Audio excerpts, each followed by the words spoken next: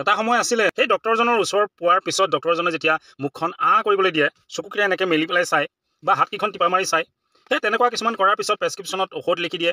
আৰু সেই ঔষধ খোৱা পিছৰে কথা, ডক্টৰৰ ওচৰৰ পৰা যেতিয়া আহি ঘৰ পায়হি তেতিয়া আধাখিনি বেমাৰ কিন্তু মানুহজনৰ ভাল হৈ যায়। এইটো ডক্টৰৰ প্ৰতি থকা যি বিশ্বাস, এই বিশ্বাসে আধাখিনি কাম আচলতে সমাপ্ত কৰি পেলাইছিলে। আজি যদি ডক্টৰৰ ওচৰত যাব লগা হয় তেতিয়াহ'লে বুকুৱে ধমককৈ মাৰে। সকলো ডক্টৰক মই সাঙুৰি পেলাই এই কথাটো ক'বলৈ যোৱা নাই, সকলো ডক্টৰ নহয়। কাৰণ যদি মোৰ পেটৰ বেমাৰ তেতিয়াহ'লে যোৱাকালি মই কি খাইছোঁ কি নাই খোৱা সেয়া সোধে নে নুসুধে, বা মোৰ জিভাখন চাইনে নাচায় তেওঁ, বা মোৰ পেটটো টুকুৰিয়াই চাইনে নাচায়, নাই ডাইৰেক্ট তেওঁৰ সেই প্ৰেছক্ৰিপশ্যনখন উলিয়াই তেওঁ এখন লিখি দিয়ে, আপুনি আল্ট্ৰাচাউণ্ড কৰি আহক, আপুনি চিটি স্কেন কৰি আহক, আপুনি আমুক কৰি আহক, আপুনি বুচুক কৰি আহক, এই গোটেই সোপা। কিন্তু আপুনি যে এইখিনি কৰিব আমুক লেবৰেটৰীতহে গৈ কৰিবগৈ। যদি আপুনি সেই নিৰ্দিষ্ট লেবৰেটৰীটোত নকৰে, বেলেগ লেবৰেটৰীত কৰে, তেতিয়া আকৌ তেওঁ সেই ৰিপৰ্ট নাচায়।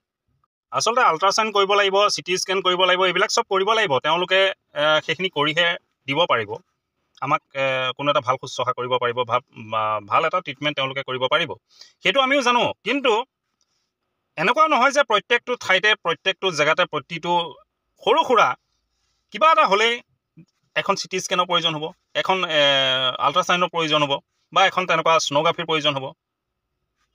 যেতিয়া কৰিব লগা হয় তেতিয়া কৰিলে অসুবিধা নাই, কিন্তু উধাই মুধাই কৰিবলৈ দি নিৰ্দিষ্ট সেই লেবৰেটৰীত পঠাই দি সেই লেবৰেটৰীৰ পৰাও এটা কমিশ্যন লোৱা এই কাৰবাৰবিলাক, সেইবিলাকৰ কথাহে মই ক'ব বিচাৰিছোঁ। আচলতে যিখিনি লিগেলি কৰিব লাগে কৰাসকলৰ কথা মই ক'বলৈ যোৱা নাই, যিখিনিয়ে লিগেলি কৰে মই তেওঁলোকৰ কথা ক'বলৈ যোৱা নাই।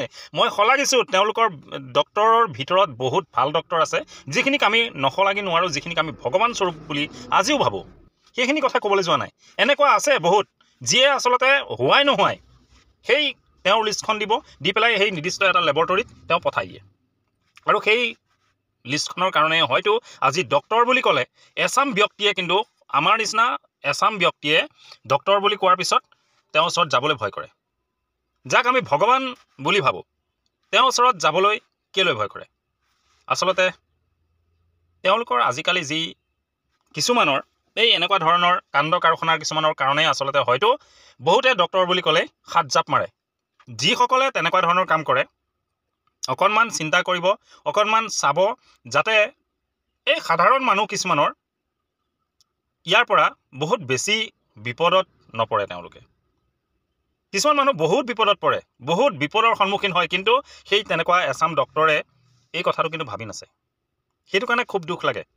তেওঁলোকেও পঢ়িছে শুনিছে, তেওঁলোকেও ডক্টৰ কৰি পইচা ইনকাম কৰিবলৈ, সেইটো ঠিক আছে, সেইটো আমি নাই বুলি কোৱা নাই।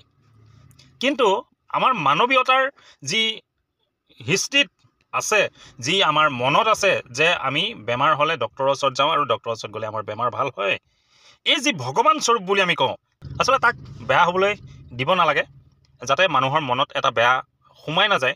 আগতে কোৱা এখন ভগৱান ডক্টৰ, ডক্টৰে ভগৱান, সেই কথাটো যাতে এনেকেই চলি থাকক, আগলৈকো চলি থাকক, সকলোৱে তাক সন্মান কৰক, সকলোৱে তাক সন্মান কৰিব পাৰক, তেনেকৈ বজাই ৰাখক, তেনেকৈ বচাই ৰাখক, তেনেকৈ কৰি যাওক সকলোৱে কাম।